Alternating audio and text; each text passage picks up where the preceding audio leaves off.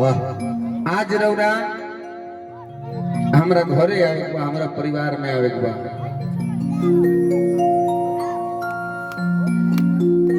देखिए हमरा तिवारी जी जजमान जी की तरफ से ढेर सारा आशीर्वाद, भगवान से मंगलमय के कामना।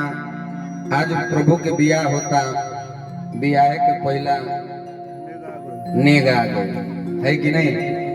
बियाह के पहला नेग हमने के मिल गई बा। आवाज उससे लेके माटी फोड़ ले बजाओ मालिक कहते कि भोले बाबा रौरा के हमरा घरे आवे के बा, हमरा परिवार में आवे के बा।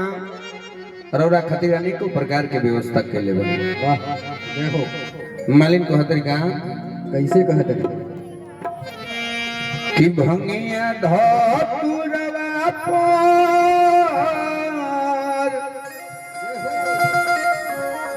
हर जय शिव लिखाइल भोला आईब किना।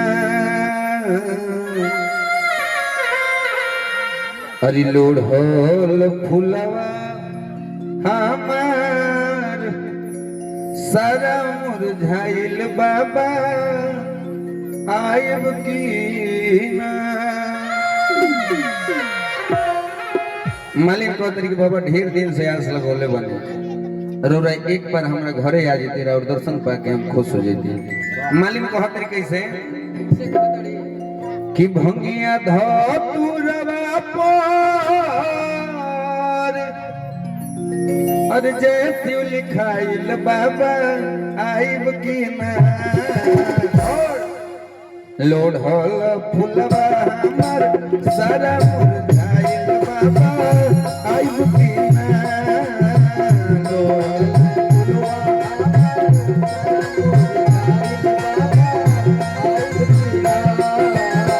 भंगिया धतुरवा पर जय शिव लिखाइल बाबा आइब की ना।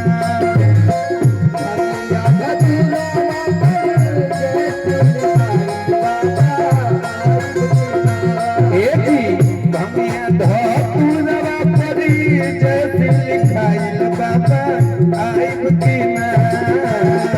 लोढ़ल फुलवा हमर सारा मुरझाइल बाबा आइब की ना।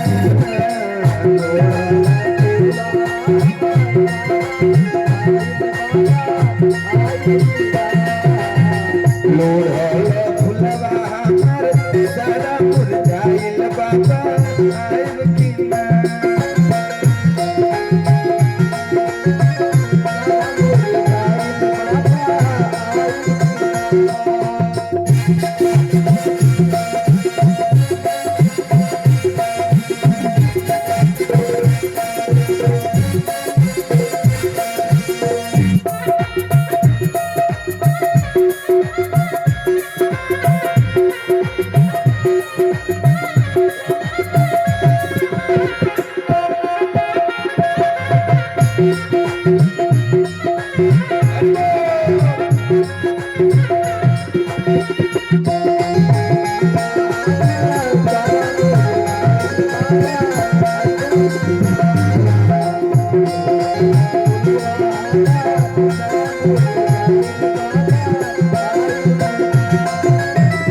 लेकिन मालिक कहते कि बाबा रौरा के बुलावे खातिर देखिए अनेकों प्रकार की व्यवस्था हम कैले हैं। एक कलयुग के जमाना में भी रौर जौन सोच बतो सब सोच पूरा कैले हैं का।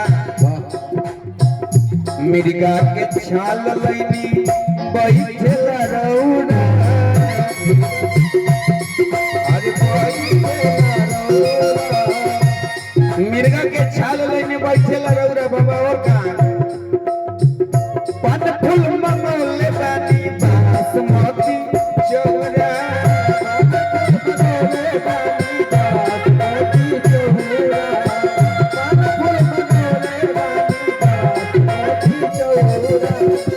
मिर्गा के छाल मिर्गा के छाल मिर्गा के छाल लैनी बैठेला रौरा।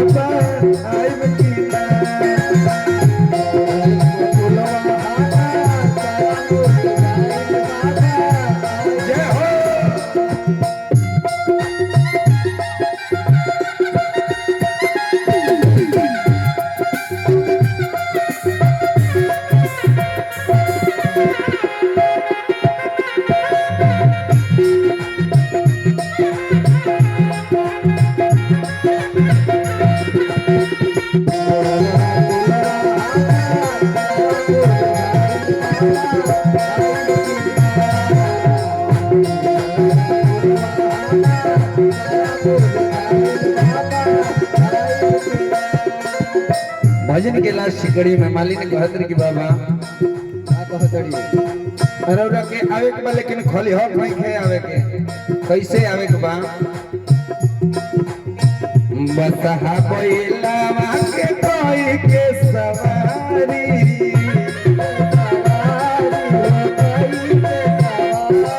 बसहा बैल के सवारी को करौरा के आवे के बा और घरे हमरा आ जइती भोला त्रिपुरारी घरे हमरा आ जइती भोला त्रिपुरारी घरे हमरा आ जइती भोला त्रिपुरारी बसवा ए बाबा बसहा बैलावा के कोई के सवारी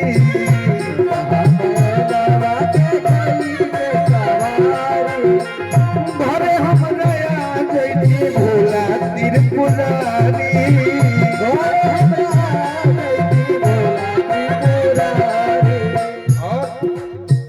चल चौकिया पर जलवा धराइल बाबा आइब की ना चल चौकिया पर कलसा धराइल बाबा आइब की ना अरे जाइए एक बार चाहे कि सबके दोनों हाथ उठावे सभी लोग उठाइए दोनों हाथ हाँ प्रेम से बोली शंकर भगवान की जय आनंद कंद भगवान की और बिल्कुल ताली बजा के गाओ को लेकिन अभी ना कि चलनो चौकिया पर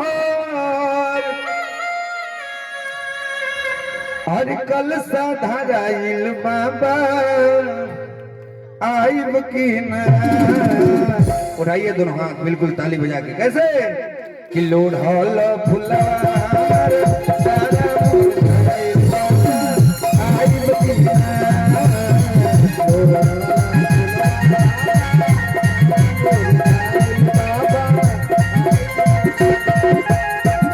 भैया